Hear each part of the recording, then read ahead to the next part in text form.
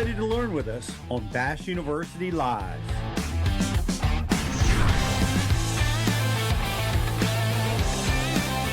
Bash University Live starts now.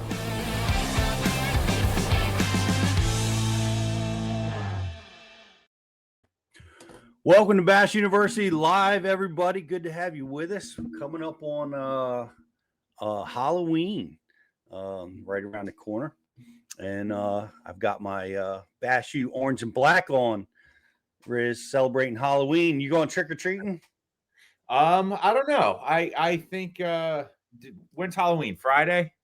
I think Friday. Yep. I think my Friday evening trick-or-treating will probably consist of trying to get my dad to shoot a deer. That'll be our version of trick-or-treating. But not so much fun for the deer. What's that? Yeah. Not as ideal for the deer, but now I'll probably have a bowl of candy out here, get home in the evening and do that side of things. But I like Halloween, Pete, for all the things, not necessarily the candy, knowing that, the fall swing is really here. The fish are going to start biting good in the net. It's all those things. Halloween is what gets me excited about. And in the southern part of the country, there's still a lot of topwater fishing going on during Halloween. So, heck yeah, we're having a topwater show. Randy Howell, longtime Bash University instructor, one of the greatest anglers, one of the greatest careers that's ever been had out there. Fresh off of a strong finish. At the Ultimate Anglers tournament down at Guntersville, and his son Laker, he's passing it on. Well, has won twice this year, going to the Classic. Pretty amazing stuff. So always glad to have Randy and catch up with him. Him and I have been fishing together and friends for such a long time. It's great to have him.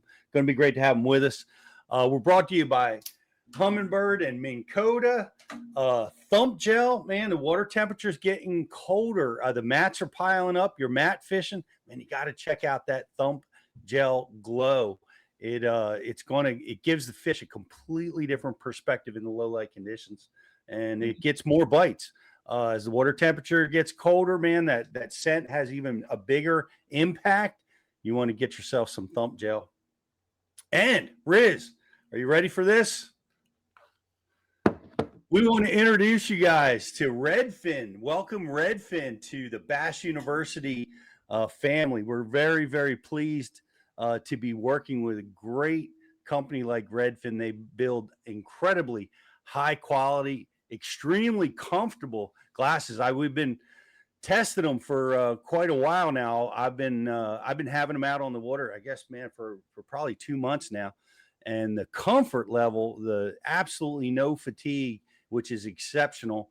But the Zeiss lenses, the premium quality lenses are amazing. And you guys are going to love them. This is the Hatteras frames that I'm wearing, which I think I've kind of married myself to, Riz. These are the ones for me. And want you guys to go check them out. But welcome, Redfin. We're going to be dialing you guys in on the glasses as we move through this season, and look for us to be wearing them out there, and go check them out. We're going to have a great opportunity for you subscribers over on the Pro Member Benefits, and you can pick up Redfin at wherever you get your sunglasses. Most likely at Tackle Warehouse. If they're not there, they will be there soon. So go check all that stuff out. Welcome Redfin to the Bash University. Also, I want to continue to tease. We've been working hard. We're going to keep announcing our announcement, but the Bash University is leaping into the future on Roku, Amazon Fire TV, faster we're going to have downloads available, but faster search capabilities, more user-friendly opportunities at Bash University, and some new content, Riz, with our Bash University Lake Breakdowns and our Winter Circle, all going to be available on the new release of Bash University TV coming soon. We're in our final phase of testing, guys. So look for that release to be happening real soon at Bash University. You guys are going to love it. Yeah, it's exciting. I I almost couldn't keep the cat in the bag yesterday. I got my hands on some promotional material and I was just letting it fly all over my socials. And Justin had to rein me in a little bit. So, whoa, slow I down. know. You forgot about that NDA you signed, Rich. We Well, weren't supposed to talk about it yet. I know all the stuff that we're going to be doing, and I got my hands on some promo stuff, and I just started getting wild with it. But yeah, stay tuned. It is going to be it's exciting. It's super exciting what we're doing, and yeah. So. Yeah, you guys are going to love it. Check it out. Going to be releasing it real soon. Man, let's bring him in. Man, one of the greatest anglers ever to have played this game. He's passing it on to the next generation. I'm real proud of him for doing that. Look at that, third place. I got it right there behind me, man. How about it? Have to give him 80,000. a check. Yeah. I want to fish a tournament that pays $80,000 for third place, man. That's freaking amazing. I know, dude. That's what I said too. I was so thankful, man. I am glad to be here with you guys today, especially. And but man, the tournament season for me this year was a little bit weak. You know, I had some good highlights, but I didn't win a lot of money. And then, boom, this comes along, Ultimate Angler Championship, Guntersville, and I'm like $500,000 and all that money in the top 10. And I was in 29th going into the last day. You know, I thought, well, I'm 4 pounds out of the top 10. My goal was just to get back in that $25,000 range. And then lo and behold, I catch 24.5 pounds almost on the Livingston walking balls. Just had an awesome day, and go all the way to third place by 1 ounce, and then 2 ounces above, 1 ounce above fourth, 2 ounces above fifth, and like 5 ounces above sixth. So it was so stacked tight, but I was on the right side of that. So man, I'm thankful. Man, I was going to ask you. One of my questions was most memorable topwater moment. Did it just happen? Oh man, no, the most memorable moment, I called him on Topwater the whole time. But my every day, we had the Big Bass Tour event going on. I don't know if you know that. That was going on. They had like 12 or 1300 people in that tournament. So the lake looked like a blast off going all day. It was just running boats everywhere. So Wow. my 16 pound day, the second day, is what hurt me, put me in 29th. So I totally just went and run some new water in an area that I had a few bites in practice, and I didn't really go to it until that last day. And man, they were loaded there. I don't know if they were there every day, and I should have been there earlier or not, but they were there the day I got there, and and I pulled into that. It was about 10:30, quarter to 11 in the morning, and big flat grass flat, and I made a mile long cast with that walking ball, sat there and started walking it, and caught a 4 pounder, and brought him in and sat down with my power poles about 5 foot deep and made another cast, and 7 casts in a row. I caught 24 pounds, basically 7 casts in a row. And the third one was a 7.3, dude. And he jumped over it on about a 50-yard cast with braid over top of all that grass, clumps of grass. And when they, how musky pike do up there in the north, like where you guys are, they jump straight up and come down on it, and you see it, you think, oh, that's a pike. Yep. Dang, you try to take your bait away. Well, it looked just like a big pike, and we don't have many of them in this lake. So I said, God, is that a bass? And then it jumped straight up and shook his head. I'm like, oh my God, that's a bass. And he was in that grass, and I was just winching him, trying to hoping them hooks were in him good. And he jumped like 3 times. It was a healthy young 7 pounder. And I thought when I got it in, I thought, man, that could be a $10,000 fish, because big bass paid 10 grand a day. And Jacob Wall beat me by 3 ounces. He had a 7.6. So but that was my big bite of the day. That really best one I've had in years. The way that one did. That's such a fun. It's crazy how you were describing that, because we see that on the Chesapeake on frogfish very often, and I've never seen it anywhere else. For you to describe that bite that way, that's it was unreal. So there's like holes in the grass on this big flat, and we couldn't use forward facing sonar in that Ultimate Angler Championship. So basically, it was still new for me. I was fishing blind, and just casting where you think holes are, because usually you'd use the active target to see where those holes are, and you land dead on them, and that's how you're more efficient. So I just landed it out there in the right spot in it. So then I made that same cast seven in a row. Every Yeah. one of them was a big one. And then after then they came up and started schooling and all around the boat. And I don't know if you guys believe in hydrowave or not. And you've heard about, a lot of, I know we've used them for years back when it was biosonics and then it became the hydrowave. But I've got one on my boat every year. And I'm telling you, all my marshals in that event could not believe it. When I turned that thing up on Topwater schooling and put it on a 30-second delay and turn it up really loud, almost full throttle, and when I'd be sitting somewhere poled down, fish would just come up and start blowing up right beside my boat. I mean, it happened all 3 days, multiple times every day. And it happened that day right there where I caught those fish at. And I culled a couple more times.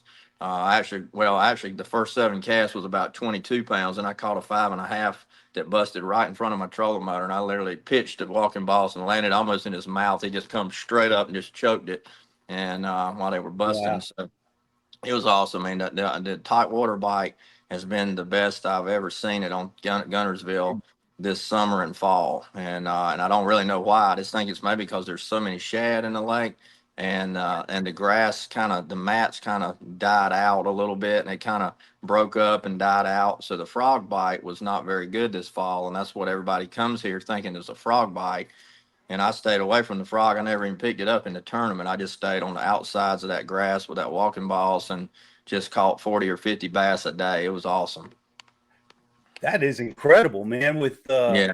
With 1,200 boats, all Yeah. that fishing pressure. Like the first thing comes to my mind is, man, you're not going to catch topwater fish with 1,200 boats on the water. I That's know. incredible. It is, and you couldn't. And the weird thing, you couldn't catch. I could never catch them in the morning. It was dead as a hammer in the morning, and I would get nervous the first morning because I knew how many fish were in this one area, one flat, and I couldn't get a bite. And I fished all around out there for about an hour, roaming around, couldn't get a bite. Saw no blow ups, didn't see anybody else catching any. And then I thought, well, I'm gonna run to a chatterbait there, so I ran back in the creek and caught me a lemon on the chatterbait, and I caught a 4 pounder, and then waited. The wind started blowing a little bit about 10 o'clock, and I went right back to where it was, and they were just on fire. They were everywhere, and they were there the whole time, but they just totally stayed dormant until the shad get Mhm. up to the surface, and the shad start just moving around over top of that grass, and then they start just smashing them. And you wouldn't believe how many bass are out there when they start breaking. It's like you flip a switch, with schoolers. One blows up here, and then all of a sudden they're everywhere as far as you can see. They look like white bass, and so many people that totally ignore them. I mean, I still guys riding by them practice days. Our guys too, not just big bass tour. People ride right Yeah. by and they must just think they're white bass and they don't pay attention to them, but they're bass, And there's big ones mixed with little ones everywhere here, so it's pretty cool. Yeah, that's incredible. I've been guilty of that, running down the lake but because most of the time they are white bass or stripers Yeah, doing that stuff. Most lakes don't yeah, have a population like Gunnersville, I guess, I where know. the bass are doing that. And the funny thing is when in this term you couldn't scope, like I said, but in the big Mhm. bass tour they were scoping out there, and I was out there just catching them around guys, and they were looking down at their screens, never looking up, throwing Alabama rigs all around these areas where I was catching them schooling, and nobody. It's like they totally couldn't hear, couldn't see, or anything. They were just they wasn't seeing it. It was just blowing them up, and I'm just winching them in, just ripping them in left and right. Man, I caught a lot of pound-and-a-half to 2.5 pound fish, but so you have a ball catching fish, and then just every once in a while you'll get that 3.5 or 4 mixed in, and occasionally you get a 5 or 6 or a big one like I did, but that was unusual to catch that many big ones real close together like that, like I did that day. That's why it was just cool. It was meant to be. God knew I needed to get that check right there to make up for my low money winning season. Is there Well, something to that top water bite in the fall, not necessarily firing first thing in the morning? Like, is it a overnight lows air temp thing, or like, what's your opinion on that? Yeah, it definitely is. I feel like it. I don't, and I think it's just a light deal. I think the shad go down in the dark and they're down deeper in the water, or they're in the grass, or they're just somewhere they're not up. And then the sun has to finally get up, or the light of the sky has to get up really good and bright. And then if you get a little bit of breeze, then everything kind of comes to life. And it's just that activity level, like the solar table deal, moon phase stuff, when everything starts feeding the squirrels and the bird, you see everything getting real active. That's kind of what would happen every day. And if you notice Lakers tournament at Lake Wheeler, that he won the week before, I told him the same thing. I said, man, don't be nervous in the mornings, because I guarantee you in the mornings it's going to be slow, but don't get nervous, because the way gunners was happening right now, they'll bite like 9:30, 10 o'clock till noon. 1 o'clock is the magic window. And sure enough, he caught his fish in that open every day, like 9:15 to 12 o'clock. And it seems like I don't know if it's just a Tennessee River deal, but it always seems to happen here. That was very cool. That the Lakers win was awesome. One of the cool things was that that drone footage, that Oh aerial yeah, shots. yeah. Oh So man. cool. You know, he said, and I said too, watching that, I learned so much seeing that, and just because you see how long a bass is really tracking your top water bait, and you don't realize it a lot of times up there real shallow. That fish came, and it's like he came and said, "Oh, I want it, I want it. Oh no, I can't do it. No, I can't do it. Oh, don't do it, don't do it." And he turned back and come back, turn back, and all of a sudden, smash. And it's just like a cat and mouse game, and it's cool to watch that. And you just think, man, how many times has that happened to us over our lifetime? Or big bass is about to get it, and we wind it in real quick to cast it back out. We don't know it. Right. No, It, so that it's drone cool. that drone shows it. Something I was thinking about the now that I'm thinking about that tournament, the late Lakers tournament. He really, and you probably did this too. You stuck with that walking boss. Um, I thought, man, especially when he was going through. We got to see like 2 hours or whatever without a strike. But man, that the no, you didn't switch up. Like he didn't switch up to I know. like a chugger bait or a different style or a Carolina rig or something else. You just Yeah. stick to your guns and stay focused, and that got the win. And I said that to him because he is so much different than me. He has got calm ice in his veins. He doesn't get. He's actually. I think he's too laid back because I'm so high strung, and he's my son, and I'm like, come on, man, come on, man. Like in high school, and I was his boat captain, I'd be like, he'd just be, casting, just taking it easy, and just he never would get real intense, And even when he catch a fish, he's excited, but he's not rushing to hurry up and get back out there. Man, I'm shaking like this. I'm trying to get my retied. I mean, I'm just a hyper, and that's my genetic makeup, I guess. And he's got more like Robin in his blood, more a little bit calmer. And I think that helps him because in that situation with four bass, as long as he had four bass, man, I would have thrown everything in the boat to try to catch that fifth one, and I might have never caught that last one that he caught that won the tournament. Because if I'd have settled for a shaky head or Ned rig, and I'd have caught me a pound and a half, 2 pounder, and I'd have felt good about myself having a limit. And then I Mm-hmm. wouldn't have caught that big one, and he won by 2 ounces. So it was like, man, he barely won. So he had to have every ounce he had. So he did, and that's what I kept saying. After it was over, we were eating that evening. I'm like, dude, why did you fish so long without throwing something else? You didn't even try to square bill. You didn't throw this. You didn't. He said no, and he kept saying. He said, Dad, I won. All right, and I'm like, yeah, okay, all right, shut up. Yeah, at some point, Dad, you got to stop critiquing me. When I get the big trophy, I I did it know. right. Yeah, that's what he says. He says, "Here you go." He puts it up in my face every time. He said, "Here you go." I said, "All right, I'll shut up. I'll shut up." I'm going. Well, you did a great job with training him. I'm going through that process now, and it's amazing. He's going to be in the classic. That's going to be a pretty special Howell family moment, I got to imagine. Yeah, it really is, man. I'm so proud. I'm so excited for him. The only disappointing part of that is my side. I really was praying that I could come back on the Elite Series and have a great year and make the Classic. And I told him after Hartwell, I finished sixth at Hartwell and was in the right way, going with the right momentum. And I said, man, you got to win an Open, Laker, because if you win an Open, we'll be in that Classic together, man. And we talked about it over and over and over. And then I just petered out at the end and didn't do good. And then he goes and wins two Opens. He gets his Mm, job done. But the cool thing, I made my first Classic when I was 23 years old, and he was just turned 24. He was almost 23 he actually was 23 when he won that Open. So he made okay. his first Classic about the same time I made mine. And so being able to be there, and I'll be there working for sponsors, of course, but being there to come out early, hopefully, and be a spectator and watch him in that, man, I'll have to have a box of Kleenexes. I know that because I'm such an emotional guy anyway. Yeah. It'll be awesome. It will be awesome. We look forward to sharing that moment. Watching you guys go through that. That's a proud moment. But yeah, great Yeah. stuff, man. The aerial footage, his Topwater win. You smashed them. Got an $80,000 check behind you. That topwater bite you're talking about is one of the funnest ones, man. I call it like when a fish porpoises and lands on your bait. Yeah. It is one of the best strikes of all time. There, take it. There's so many different ways that they hit it. What are some of the other spectacular ways that you remember that they'll come up and smash a topwater?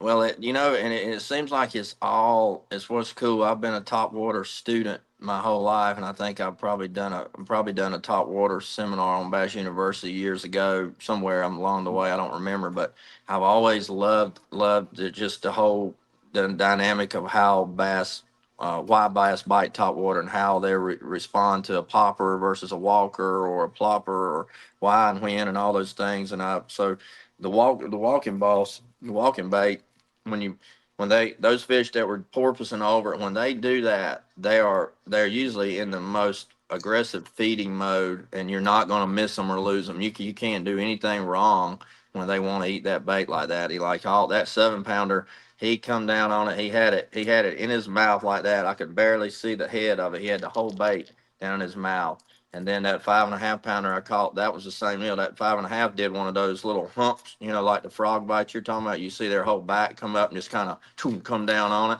He did the same thing. And most of the time it's those bites when I'm working it slow.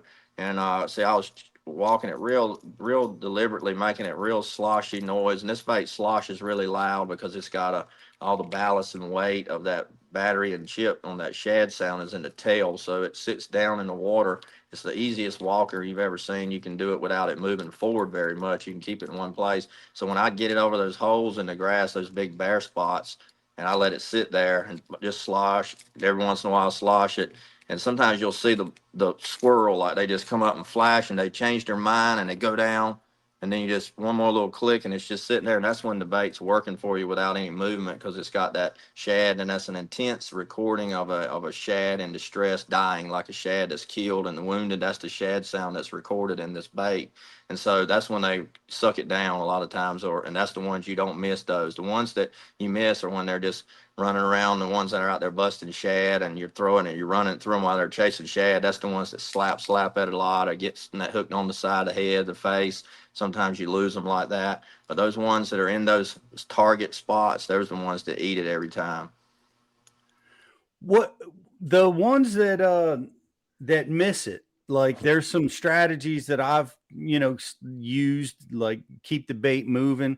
What are what are some strategies you've learned over the years on how to get those ones that miss the first strike?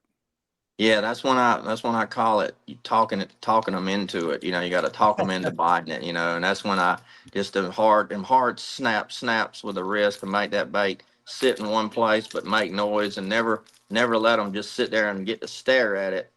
Floating. I'll just barely keep it quivering just a little bit, and that's the thing. That's no bull, man. I'm telling you, the shad, the Livingston bait that has the sound, and that's why it's patented in 5 places, so nobody can get a shad sound in a bait or any sound in a bait.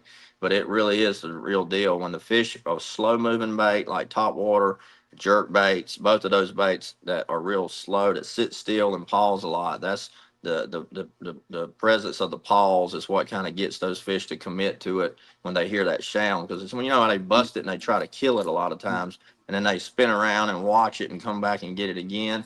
And that when they're hearing that sound and it's sitting there just bobbing in the little ripple on the water, that's why a good ripple on the water is always good to have, because they can't see it as well. And that's when you just talk them into it just with those quick little snaps. And I do that a lot with that bait, and man, it catches them. I've caught them on this bait forever. I mean, smallmouth, largemouth. One of my buddy Chad Chandler designed this bait for Livingston that many years ago, way back years ago, and and it's shaped and similar like the majority of all the other walking baits, because you can't reinvent the wheel. Right. But it definitely, the balance on the inside of this bait is what makes it cast so good, walk good, and be easy to fish with like that. We got a little video here, Randy. Oh, that was Hartwell. Yep. You can see Yeah, it. them little spotted bass, they were so gosh, them Look at spotted bass. Yeah, that was a good bite. that. I was man, I was around so many fish in the mornings on that tournament, and I never caught a big one in that tournament in the mornings fishing the top water, and that was disappointing because there were so many blowing up around me, and you had so many of those little spotted bass, they get it before a big one gets it every time, but it is fun to catch them on top water. That was a different. Matter of fact, they're rerunning that on Roku. Bassmasters is playing the Hartwell tournament from this year, and Oh, that was springtime. So you're all over Roku right now. I didn't know if you knew oh, that, but yeah. that's good. That was May, wasn't it? I think that was May, wasn't it? Yeah, that's one. That's likely May. It was certainly spring. It was like spawn Yeah, post spawn kind of it pattern. was. Yeah, because I caught that 715 the first day, led the tournament the first day off, and that 8 pounder I caught off a bed and off of Senko. So yeah, it was pretty cool. Then the top water mixed in there throughout the day. I love Hartwell. That's a great lake. That was now we were talking about Gunnersville where you were fishing around shad in the grass. The Hartwell tournament, that was a blueback spawn, I'm guessing. Yeah, it was blueback spawn, and they're some of the trickiest fish to make bite when they're chasing those blueback, especially when they get the blueback out over deep water. They're hard to catch when they're schooling over the deeper water. When they run them up on the point and they're up there on them shallow bars this deep, that's when they really eat that walking boss, and the top water bait's good. But man, when you're chasing them over that deep water, they're so fast. They key in on that herring, and that I actually was using this bait right here. This same color. This is called a Genrin color. You see this color? It's my favorite one. Really, it's kind of has a foily looking, scaly looking pattern, and that back is kind of a brownish goldish color, and this one really mimics a blueback heron really well, because y'all fish a lot. Most people think blueback heron are blue, but they're really not. They really have more of that brownish back to them, or goldish Mm-hmm. back, and I think this bait really mimics it good when it's flashing. And I just use this color almost everywhere. Laker loves the bone color a lot right here, and the bone works good, at Gunnersville and the stained water places. But I'll throw this one right here 90% of the time everywhere I go. Yeah.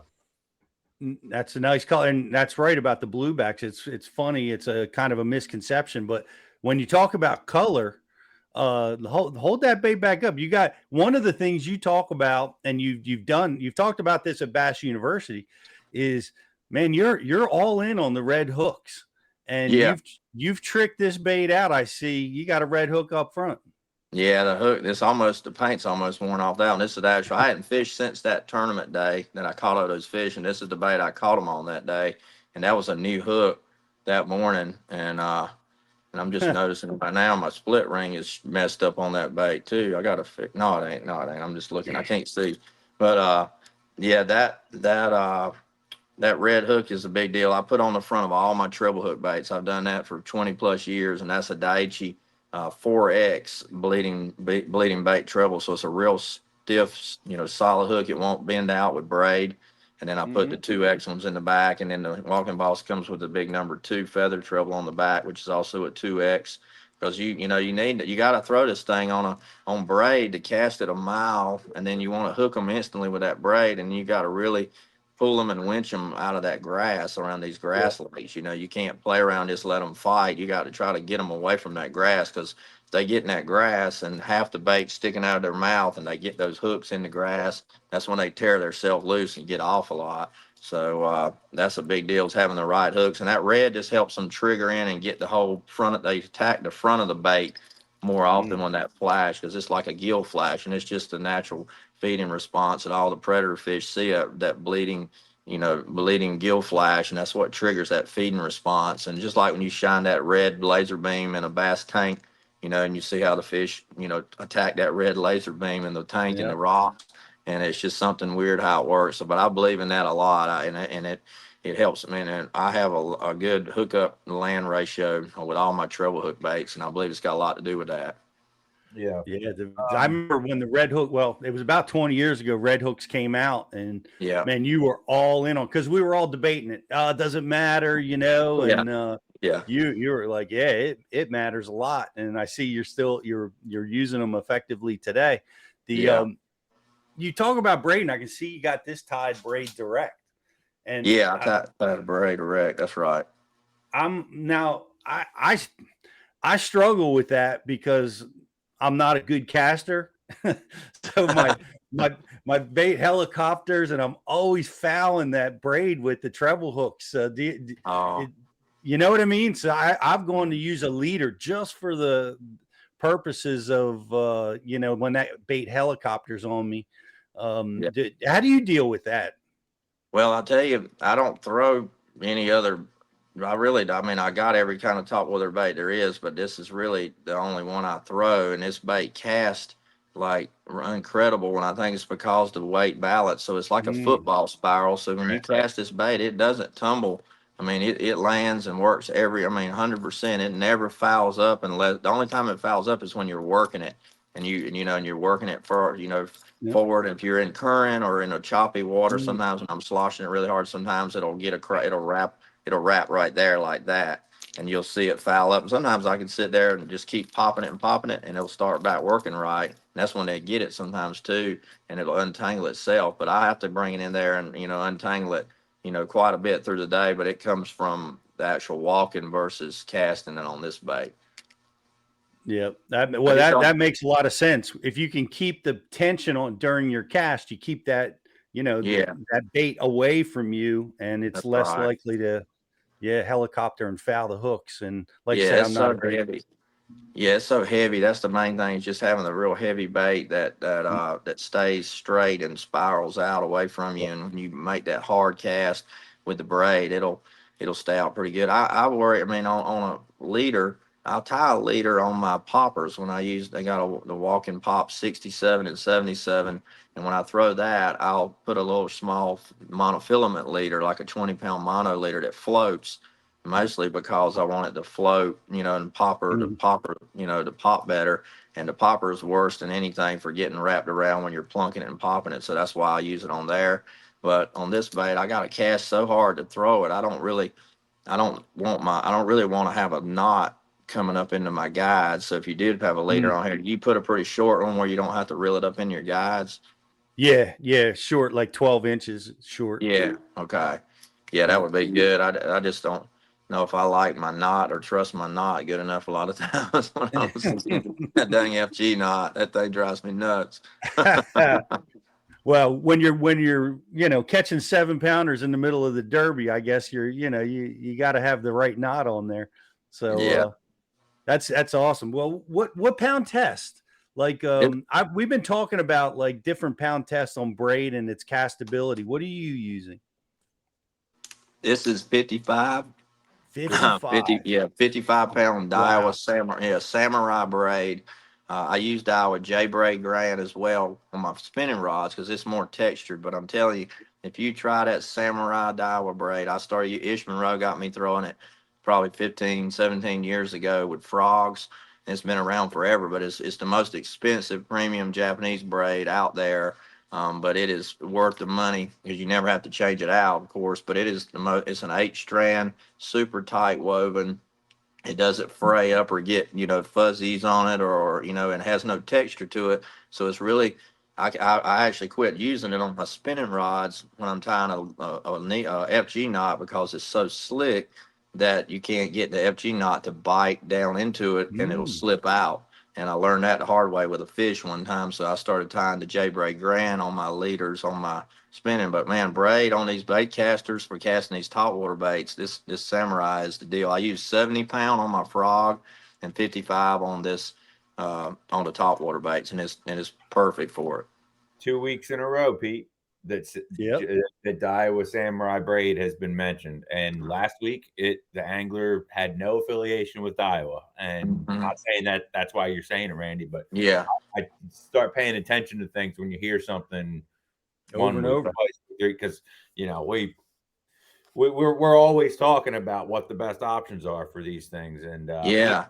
I that's probably what's going to be going on my punching setup. Yeah, I punch with it too because it's quiet. It's a slick, quiet braid in and out of water. Like I told you, I wasn't even sponsored by Daiwa way back. It's been longer than that because it was 2007. I started working for Daiwa. It was probably 2005 or six Ishman, we were throwing out free Oh, wow. product on stage at a Mark's Outdoors kids event, and he opened a box of Samurai Braid, little 150-yard spools, and people were starting to throw it. He said, "Dude, don't throw that. Keep that. That's Samurai. That's Samurai. Don't throw. That's expensive, man. Keep that." He said, "You ever use it?" I'm like, "No." And he's like, I said, "You better stick a couple in your pocket." So I took a couple of giveaways and stuck it in my pocket.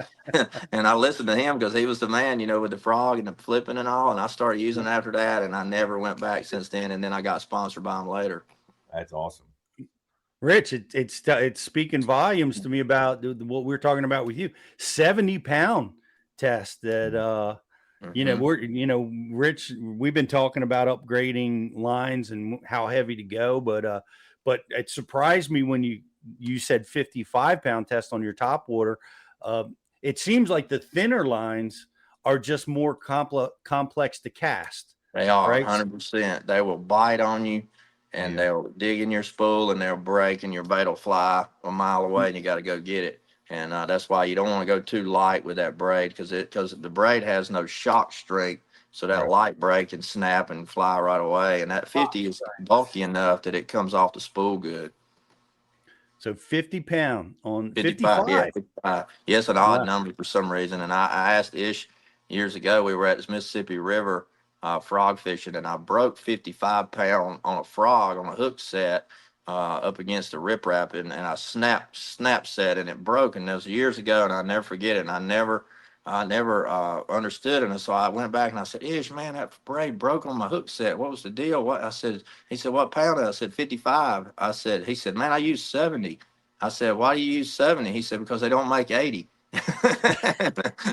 And I said, "All right." So I started using 70 after that on my frog. Never had that happen again. And you never break 55 on anything else either. That was just an odd deal. But a snap set, like you say, you don't have any shock strength with braid. And so they make 80 after that. He got them to make 80 later. And I punch with 80 a lot. No, okay. Well, shout out to Ish. Check out Ish's tutorials. He talks about all of this on his flipping and frogging stuff at Bash University. What speed reel do you use when you're throwing the big walking bait like that? That 8.1, the fastest one you get. Yeah. Okay. That 8.1 Tatula Elite, the Tatula 100 or Tatula Elite. And then I have no leader, no backing on my reel. So I go full spool of braid, because you can just about throw all the line off of the spool almost with that Tatula 100 reel, but you get that super long distance that you need, and you got that fast retrieve, so you can hook them instantly and winch them and wind them in, because that's another key for people. Don't play around with them with top water. When you got braid and you got good heavy hooks and you got everything you need, when the fish gets on there, don't sit there and let him run around and play. You winch him and just drag him fast as you can, and you change their mind pretty quick about fighting. If you can keep them from fighting and jumping and doing all that, and you just let them know you got the power on them, and you bring them in, a lot of times they'll just let you ski them right in. I'll swing them, and I'll swing every fish in the boat except for that 7-pounder. I reached down and got him, but the rest of them I swing them right in. What's the rod when you're using the Walking Boss? I've actually got a signature Topwater rod, because I use Topwater so much, and I made this one for Daiwa probably 7 or 8 years ago. But it's my Tatula Elite 7.4 big Topwater, 7.4 medium heavy, and it's called a big Topwater bladed jig rod. You probably can't read it on there, but it is. You see back here, it's got a little bit shorter. There we go. That's about a 8.5 to 9 inch handle on that rod versus a 10-inch handle. And I like that. So when you hold it in your hand here, it doesn't go all the way to your elbow. So you can have it dependent right here on your forearm. So when you're working that bait side to side, snap, you got leverage here, but you don't have it all up under your armpit trying to get in your way. So you can kind of handle it really good. Plus Plus, this is also my bladed jig rod, and I use bladed jig for it. So it's 7.4 medium heavy, and it's got just a little bit of tip to it, but in a good backbone. You can sling it a mile and, really power it in really good like that with that 8.1 reel. 7'4" is the 7'4" is the premier length on rods for so much fishing. I'm a firm believer in that. If there's any question, just throw 7.4. That's it. That size is good to me, man. You got to have the length. You need to have leverage on them long casts, and that one just works perfect for me for a lot of baits. All my top waters, and then that bladed jig too. That's what I throw that with. I love the shorter handle. I really do that. That's comfortable to work Mhm. those baits with. I love that about that design. The Here's a question we get a lot of, or frustration we get a lot of with guys. They want to throw that long rod, but they have trouble walking the dog because of the added length. They want to pull down. They like the shorter rods. It's easier for them to walk the dog. They pay the price when the fish strikes because they don't Mhm. have the leverage. What and any advice for how to get that bait to work with the longer rod? Yeah, and that's the key. The proportion of the rod is so key because when you use if you use a 7.4, somebody else's 7.4 rod that has a longer handle, so your blank above the reel from the reel to the tip is probably 6.3, 6.4. So you got a real Mm-hmm. short leverage point from the front of the rod where you really need all the action to be, and then you got all that handle in the way back here, and so then if you shorten your rod up too much and have a shorter handle on a standard rod, you're still with a 6.5 foot blank out in front. And you gotta, I think that rod from the reel forward really needs to be, needs to be upper 6 foot, close to 7 foot on that outer part of that rod, because that's where you get your casting distance, and that's where you get your snap good to really make the bait work. And the tip's got to have that good medium tip to it, then blend into that medium heavy stiffer, so it parabolic and it loads up good, but it's stiff enough that it's not a noodle. It doesn't just soften up when they get it. You got to be able to hit them with that braid, to winch them and pull them on out of there. Well, it's a great rod. You guys have crushed them. The uh, the big walking boss, Livingston Lure walking boss, is the one that Laker won with. You just put 80 grand in your pocket with it. Yeah. What? And these are all available. Go over to Tackle Warehouse, guys, and That's Laker likes the bone. And what's the color that you choose? That's an odd name. Yeah, Ginrin, Ginrin. It's actually a Japanese color. It was an OSP color, and I liked it so much. We got Livingston to make that same type color in their baits, and I think it's a Japanese name for little fish. I think that's what Ginrin means, little fish in Japanese. But so that's a junior walking balls. Laker caught them last year in the Toyota Championship and finished third in that same area with the smaller bait because the water was real calm and it was real shallow and clear in there, and they wouldn't bite the big one, and he caught them on the little one. And this year, the bigger bait, he caught them in there because it had a little more water over it, and caught them up with that one. Uh, but that's the bone cracker, and then mine, that Ginrin, like I said, right here. They've been sold out everywhere. I know Tackle Warehouse was sold out multiple times. They may be sold out now, but everybody's been sold out on them. It's amazing the exposure that Bassmaster really got put out for that open with Lakers. Really cool, and I think it just was an excitement for the fishing world to see a tournament can be won again on a traditional technique and a top water bait, because we heard so much scoping stuff for so long, and all the controversial talk about it. Everybody says, "Oh, there'll never be another tournament won on anything but that." And that was a tournament where everybody could scope in, and everybody was scoping, and a lot of the top 10 caught them in it. But still, the top water catches big fish when you can find them. No Heck doubt. yeah. No The doubt. NPFL was just one not scoping in a scopers tournament.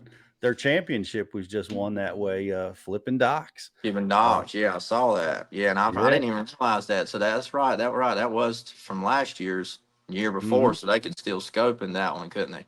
Yep. They sure could. Yeah. Yep. Yeah. And they missed that dock bite, but well, not everybody missed it.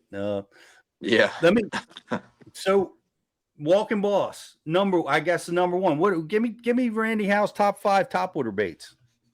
Well, Walking Boss is definitely number one. That and the Walking Boss Junior, and then they actually have another Walking Boss that I got it right over there. I don't have it over here with me, but it's called a Part Two. It's got a broken back, broken tail, and it's got a jitterbug style lip on it, ABS plastic lip, and that bait really works really good. You can just cast it and wind it, and it does like this, like an old jitterbug, and it's the same body with a broken tail on it. That's called a walking balls part two.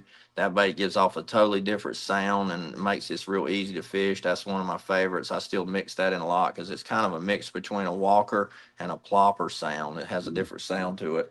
And then this is the plopper.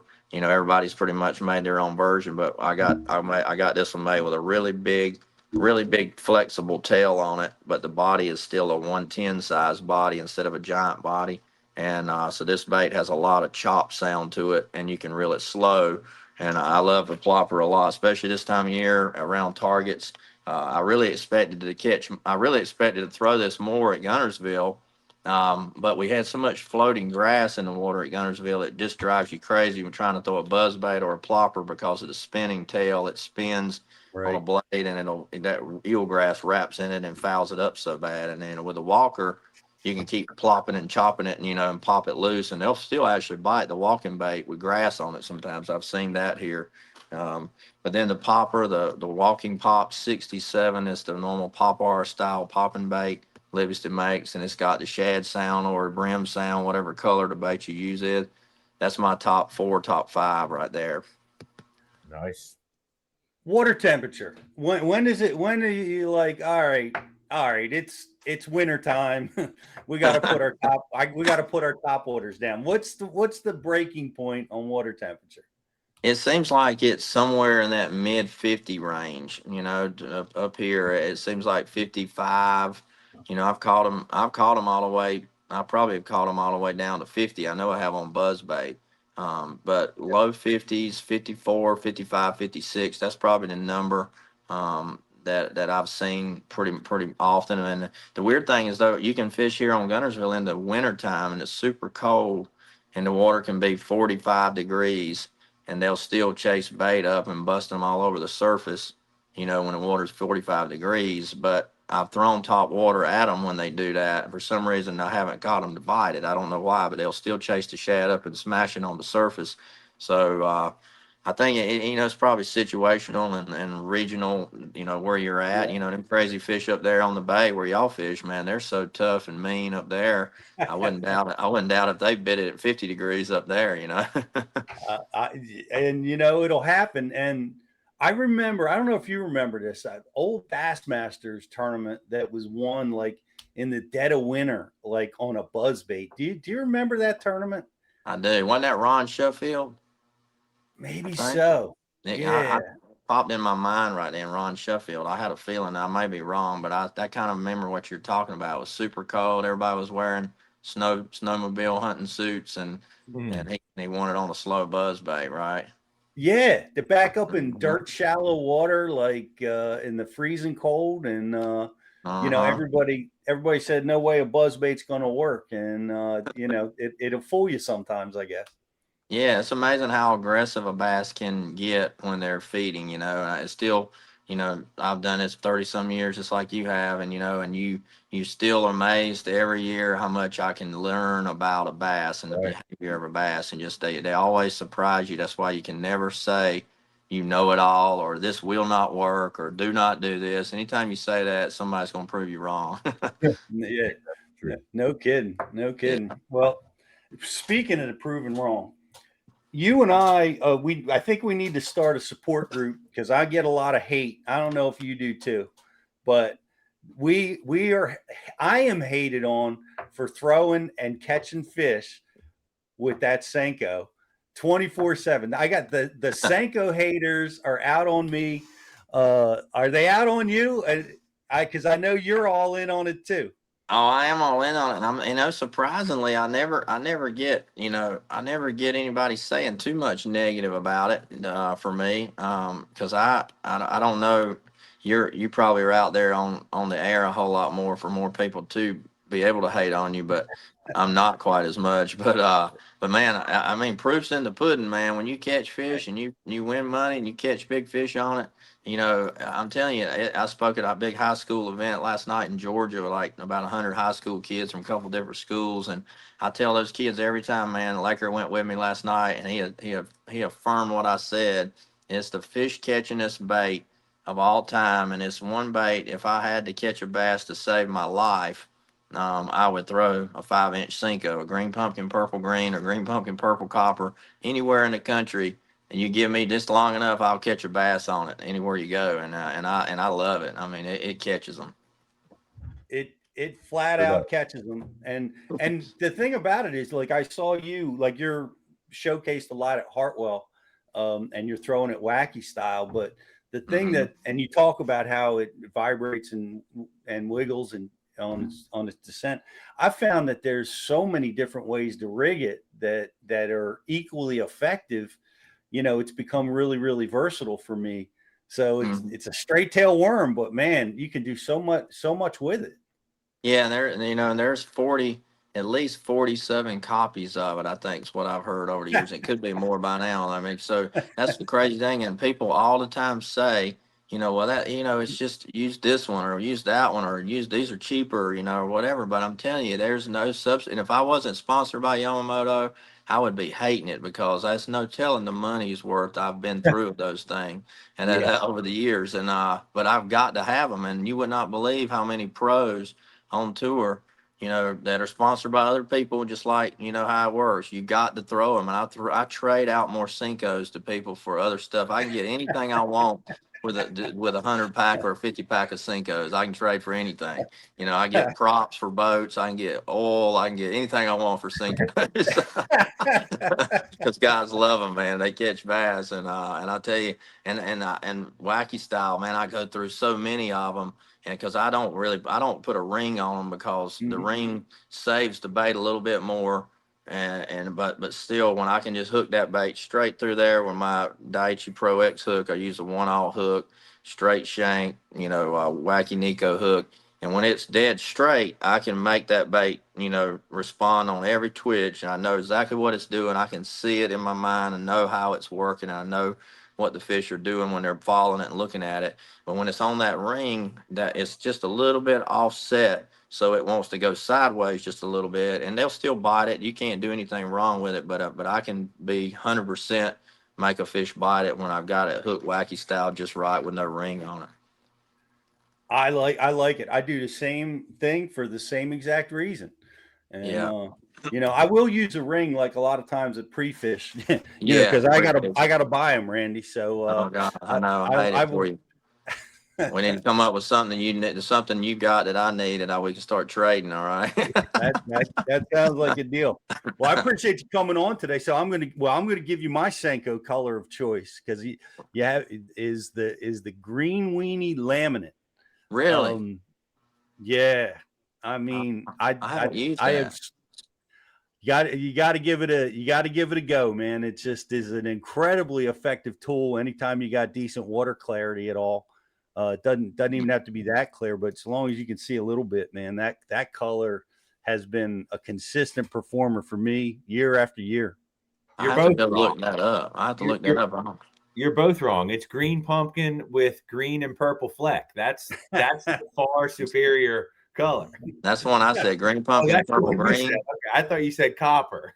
Well, I said both time. Green pumpkin, purple green, and green pumpkin, purple copper. Those two are both my two Okay. favorite. Yeah, I used the copper. The copper has a little more of a brighter sheen to it, and the green pumpkin, purple green has a darker sheen to it. Yeah. Yep. I want to I check the have wings out. I have graduated from that color to the green weenie.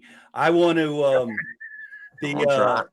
I want you to talk to Yamamoto, and I want you to talk them into making it in the 6 and 7 inch variety, because a lot of those laminate colors, they only come in 5. So Yeah, I'm gonna need your influence there, Randy. I saw. I think you can get them. You just got to buy like 1,000 packs of them or something, or 10,000 packs or something like that. They might do it for you. I'll uh, tell them. I'll tell them. Bash University needs a special run. Y'all can have your own Bash U color. How about that? that would be nice. That would That's be what you awesome. need. Yeah. Yep. Between that color and the straight black are two colors that I've used for years and years. But it's fun. Like I said, I was reminded of it when I watched you, fishing for those spawning fish and fry garters, and Hmm. tearing them up on the Senko. So that was pretty cool.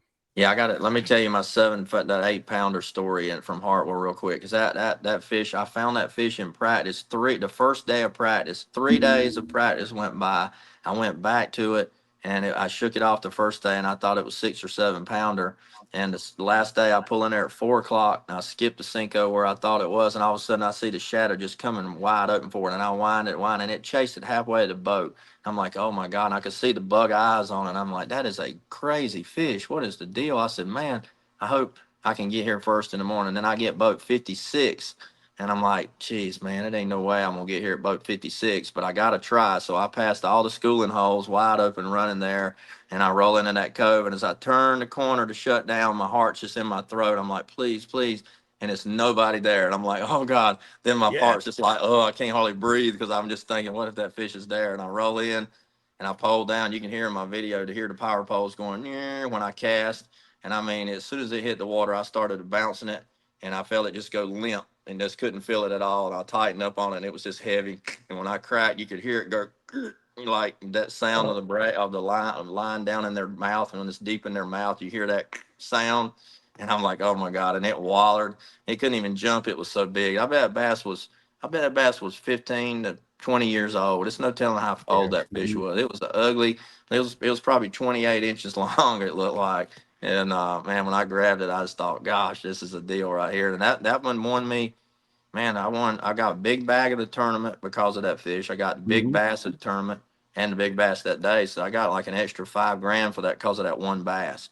So that Senko was the deal right there. That fish had bit that Senko 3 times for me in 3 different times.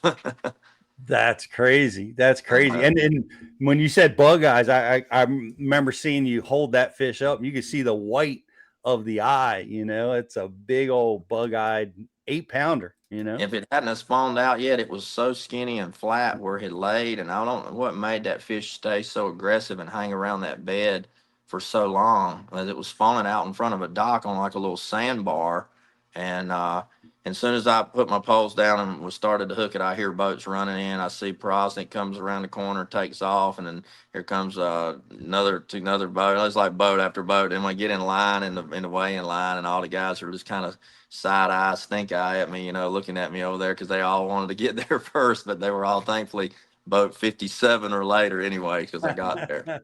Yeah. That's a tremendous. What an awesome deal. Congrats on that 8 pounder. Hartwell, real quick.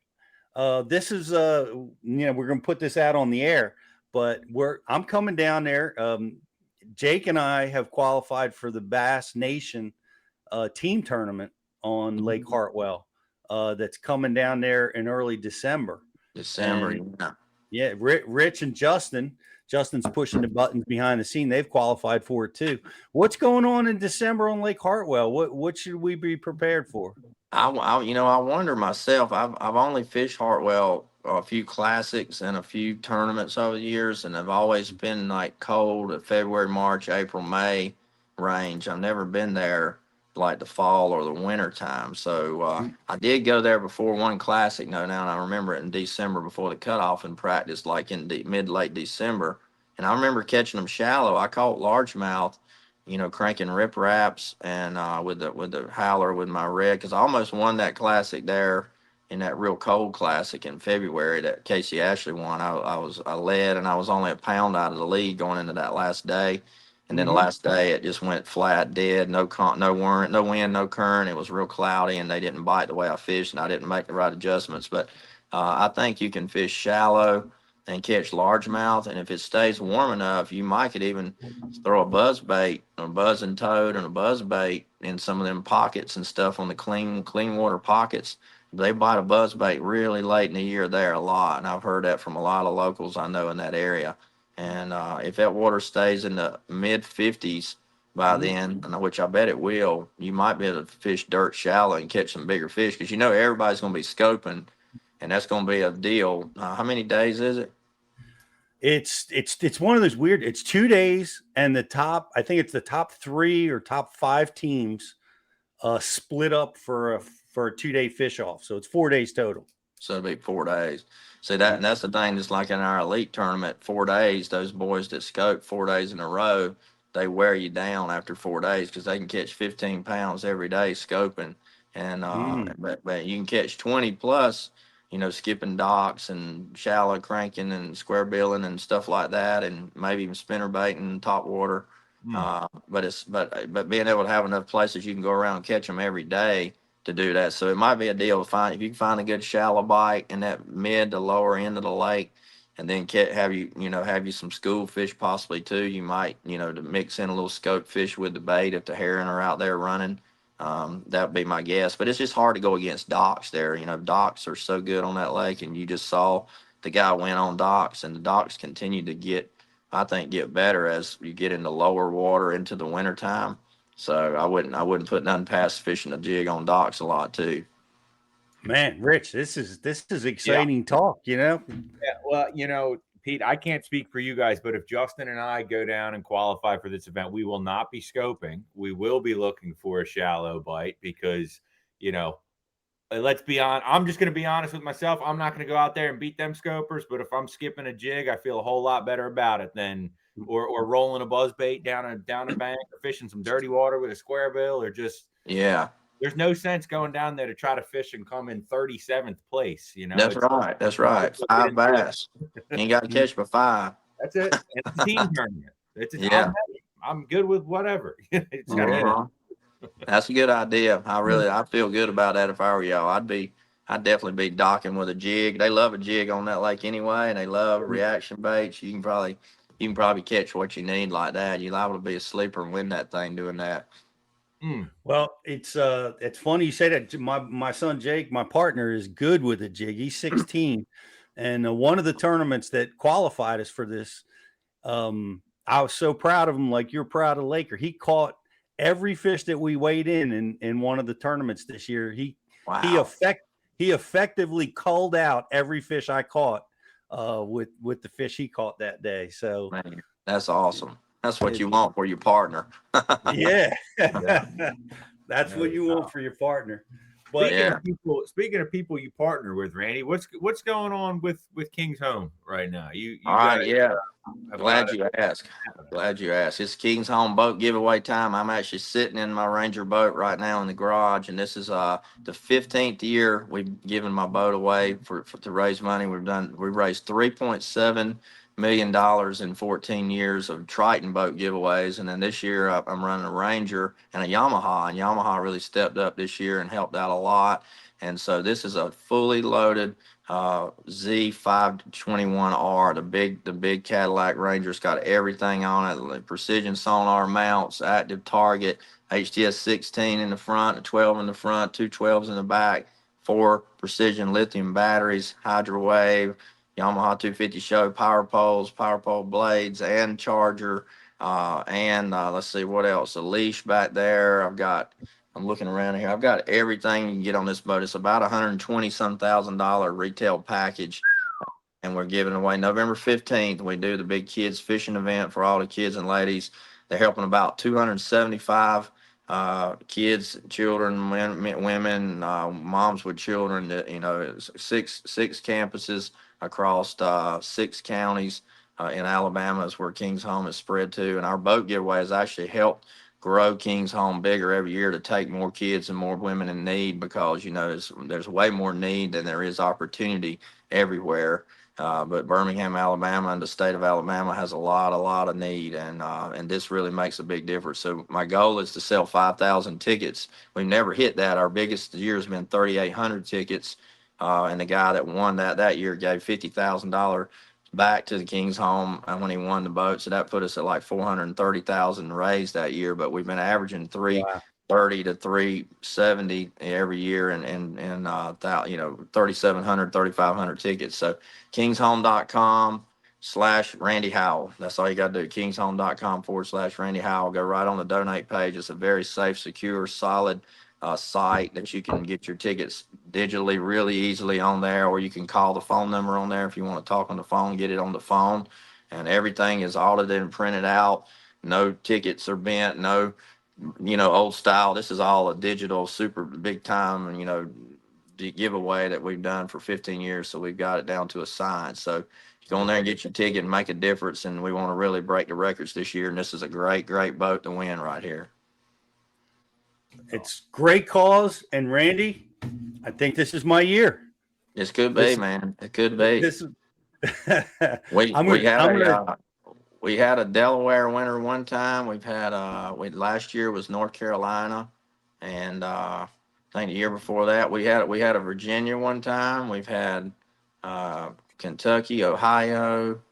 I think out of 14 years, there's only been one in Alabama. I think 5 times out of 14 years, and everywhere else other states. So we've actually got a database of over 12,000 some people that have bought tickets over 14 years and from 49 states and 10 other countries. So it's amazing the reach of the boat giveaway, of how many good-hearted, people that are in the fishing community. And check out today. I don't know, I haven't looked yet, but Bassmaster.com just wrote a real good story about the 15th annual boat giveaway, and it should be up on their website today on Bassmaster.com. It gives you a lot of the details on there. But y'all bear with me for 2.5 weeks ahead here. We're going to be hammering the waves of the internet and the social media. You're going to hear me talking about it a lot.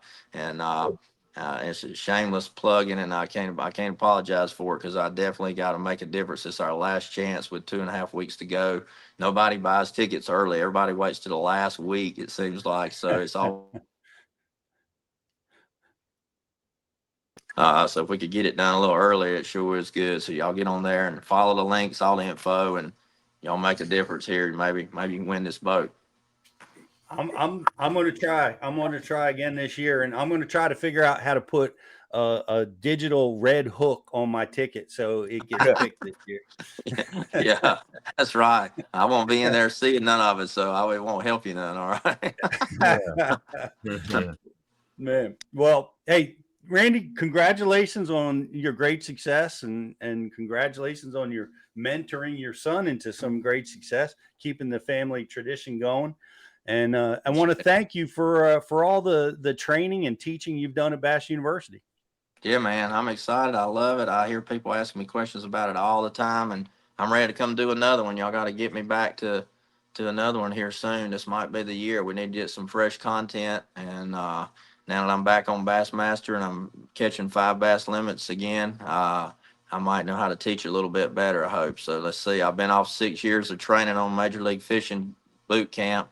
Now I'm back on the Bassmaster side. So I've graduated. I'm back and ready to go. So we got to catch them on the elites a little bit better next year and get back in that classic. But I'd love to come teach Bass University. Y'all go online there and find some of the old stuff that we've done over the past. It's always good. Everything I've said in the past still holds true today. Bass is a bass. Yeah. It's a bass. Absolutely. And thank you for that. And wish you best of luck. And man, we'll catch up with you very soon, I'm sure. Yes, sir, man. I appreciate all you guys for following us, and y'all help us make a difference. Get those boat tickets now, and we'll be talking to you next time. Good luck to y'all in December too. Thanks, Randy. All right, yes, we'll see y'all. Yes, sir. Thank you, Randy Howell. Everybody, one of the greatest that has ever done it. Great topwater angler. Fun to talk topwater anytime, but yeah, the Howell boys have been tearing it up on top. Yeah, absolutely. And we appreciate Randy's time today, giving us a few minutes, battling through a little upper respiratory illness there, but he toughed it out and gave us time, probably longer than I had bargained for with him, which is so thank you. Big thanks to Randy for today. It's always fun, and I like how the conversations, we solve problems through one conversation that we didn't realize we were going to. With Daiwa Samurai Braid coming up again, it's just continuing to help feel like we're going to be able to solve some of this season's fishing problems and carry that over into next season and not break fish off punch. Yeah, the answer seems to keep going up in pound test. Keep going up and up and up. Yep. Keeps going up. But that was the greatest ish line ever, which is they don't make I throw it because they don't make it 80, right? Yeah, because they don't make 80. So that tells you what you need to know right there. That tells you what you need to know. All right, guys, we're going to take a quick break and we'll be back with more Bass University Live. Yes, we are. We're off the clock to clock more fish, to fill our live wells and empty our coolers. Because there's more to explore. The latest Humminbird fish finders work fast, see clearly, and know all the best spots. They fish even smarter paired with the Minn Kota and break down the water like never before. If you like your plans loose and lines tight, then it's time to explore. Only with Humminbird. Get right to the fight. New Mega Live 2 forward-facing sonar puts you on more fish with an ultra-clear, rock-solid picture of underwater action. Next-gen clarity, next-level fun. Only with Humminbird.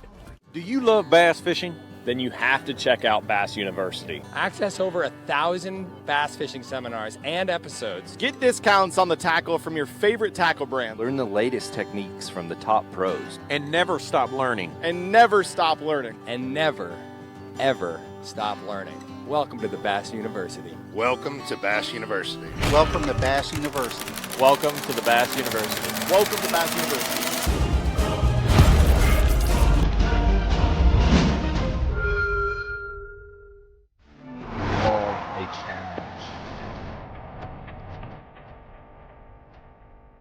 The original Element rods were really Cashin's first launch, kind of in a price point level. With that, we got a lot of feedback. And that's what brought about the Element Z2 and its launch.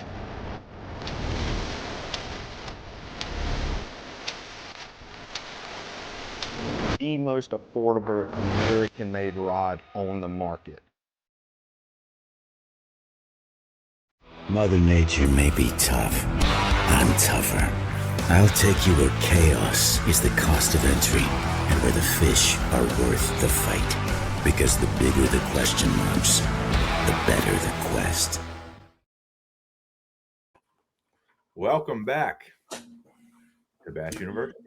Yeah, welcome back. Getting a fresh coffee made there. I just saw the Minn Kota commercial, Justin, and it just made me think of you. You said you had a quest moment out on the Delaware River. Oh yeah, man. Weekend. Quest, just say Quest go, and that thing will take care of you in that Delaware River current, man. That's some serious current there. I'm trying to learn a little bit, you know.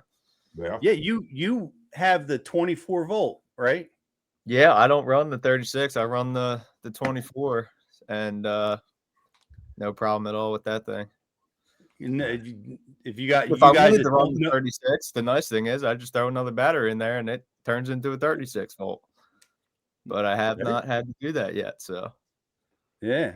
For those of you that don't know our river, it rips. I mean, it is some hard current. So that's a big testament for the Quest for sure. And Justin, man, you've been working diligent. You and Jason, all of us, really. But you've been doing a lot behind the scenes. We got a big release coming. Yeah, exciting stuff. So exciting. Like Rich said, he's jumping the gun. He can't control himself. That's how excited Rich is about it. But yeah, shout out Jason, putting in a lot of hard work behind the scenes. Shout out Jeff Olson. But yeah, man, we're chipping away on it. I've learned a lot in these last 5 months or so. Heck yeah. A lot of different things. So we all have, and shout out to Jocelyn too, who has been an integral part of putting this whole program together for us to be able to get ready for this release. And what it's going to entail, guys, is we're bringing downloads. Everybody has requested downloads for offline watching wherever you're at, and that's available for everybody. We also are going to be on Roku, Amazon. You're going to be. We've always been on the app stores, but our app is updated. It's streamlined. It's more efficient. Better search capabilities. Really fun navigation that we've created. I know, Justin, you've been working on that a lot lately, and it's really a great tool to be able to get around and find what you're looking for. We're going to dial you guys in seasonally, and look away. Little sneak peek. Rich is just he can't hold back. Man, I don't know if I could ever trust Rich with the secret after these past couple days. I'm ready to get this thing into the wild, man. Yeah. Both. Play leakers. Ultimately, Pete, it's just a better Bash U. That's what it is. It's a better Bash U. Everything about it is better. It's cleaner. We're in this century now. That's where we're at. Yeah, and some new pieces of content we're really excited to release for you guys. We're showcasing bodies of water with lake breakdowns, and we're and also doing that with our winter circle, where we're really diving in with patterns, effective patterns to catch fish wherever you are around this country, with guys that are with teachers that are winning the tournaments. So it's they're just shortcuts to get out there and be able to catch fish consistently, confidently. And that's what we want. We want you guys to go out and have fun on the water by being confident and having great strategies and ideas on how to solve the problems. Like Randy Howell just gave us a great idea. Like, wait a minute, there's more than one way to skin a cat down at Lake Hartwell. We've been, Scope Central, and that very well may be the winner. But man, there's likely going to be more than one way to win down there, so that's exciting. Yeah, absolutely. Very, very exciting stuff. Justin, who's our sub of the week this week? This week we got a couple of high school boys, Landon and Taylor. They got a 7th place finish. They're from North Carolina, so shout out to them boys on their top 10 finish in their high school tournament. Were they fishing on the same lake? What's that? Were they fishing together on the same lake? I mean, one guy's wearing an AFCO hydronaut and the other guy's wearing shorts. Yeah, they were on the same lake. Yeah. You know what? You know why that is, Riz? Because the guy wearing shorts had to wrestle that giant 4-pounder in, and he got heated by doing that. So, So shout out Landon and Taylor. Shout out, guys. Boys. Nice fish, nice finish. Good work. Nice mixed bag of spots and largemouth. For sure. I'm excited. In a couple weeks, I can't believe it's here already, but Jake and I are actually Jake is leaving. I'm going to be taking him down there to the Insane tournament that's taking place on Lake Martin. Really cool format. I've never done it. We keep reading about it. We're excited to participate in it. There's going to be a combine where the high school, Jake's going to be in the high school division. He's going to be drafted by one of the college kids, and he's going to get scored, I guess, at the combine, and they get drafted. Then they go out and they practice with his college partner, and they compete for I think it's a $25,000 first prize and scholarships and all kinds of other giveaways, and they're giving away a brand new boat for one of the participants. So exciting tournament coming up. Exciting times for young kids in the industry, man. No doubt. It's, I wish I had some of this stuff when it was starting when I was getting into it with the high school, but you just see it now in the BFL, the Toyotas, the Opens. I mean, half these kids can't even buy beer and order Dynamos yet. So it's, it's pretty cool. It's pretty cool to see. I saw Brian Latimer put out a post. He's in his early 40s, and he was the second oldest guy in this Toyota event. And that's just not what it used to be like 6, 7, 8 years ago, Yeah, that's the truth. I've seen it, we see it on the Open, there's a lot of new blood, a lot of fresh people coming into the sport, and it's exciting to see a lot of opportunities for the kids. Jake competes in the New Jersey Bass Nation. Shout out to New Jersey Bass Nation. They do they want to run a great tournament trail here, and we've also participated in the Major League Fishing, the TBF youth events that take place. A lot of them on the Chesapeake, and down at Lake Anna. We participated down there. Jerry Hodge, shout out to Jerry for working with the kids. But there's a lot of great opportunities out there. I'm excited, except for the drive. I may have to recruit one of you guys to help drive us down there. But we got a long drive down to Lake Martin. It's been probably 15 or 20 years since I've been on Lake Martin. So that'll be fun. That'll be super fun. I told Jake we're gonna go. The first place we're going to is I won the Bassmasters there in '99 off of 2 points, 2 really long points, and they were pre-spawn. But that's the very first. We're going there. You guys are fishing some history from before Jake was born. I can't wait for him to hook up on like a 4-pounder, and you're gonna be like, son, caught this before you even a thought. That's right. I'm excited about that, man. There's aura about. Whoa, that, Pete, would you learn that one from Jake? Yeah, aura. Jake's all about the aura. That's everything is measured in how much aura you have, and that's a lot of aura. Going back to the place where Dad fished, 25 years ago. Some young boy terms into the Bass U Live podcast. It's really refreshing. I know. I count on you for that, Justin, but I guess I got to be the guy. I'm an old soul, PG. It's all good, but that's an exciting thing. Then we got the Hartwell thing coming up. We got Bass University tickets are for sale.